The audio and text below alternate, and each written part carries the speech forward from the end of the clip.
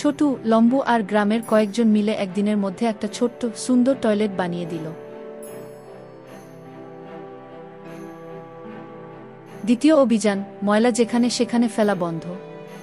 ছোটু আর লম্বু তাদের বিড়াল, খরগোশ, কুকুর ও টিয়া পাখি নিয়ে রোজ বিকেলে গ্রাম ঘুরে বেড়াত। যেখানে সেখানে ময়লা দেখলেই ছোটু তার খরগোশকে দিয়ে সেই জায়গায় লাফাতে বলতো আর বিড়াল মিউ মিউ করে চেঁচাত। একদিন এক বাচ্চা ছেলে রাস্তার পাশে ময়লা ফেলছিল। হঠাৎ ছোটুর খরগোশ ঝপ করে তার সামনে গিয়ে দাঁড়ালো। ছেলে থমকে গেল।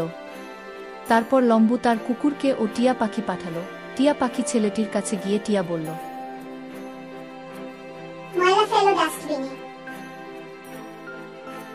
ছোটু বলল,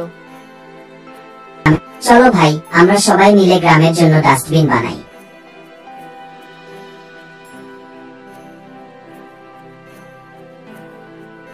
দুপুরের পর ছোটু, লম্বু আর গ্রামের ছোট ছোট ছেলে মেয়েরা মিলে পুরনো ড্রাম দিয়ে অনেকগুলো রঙিন ডাস্টবিন তৈরি করে ফেলল।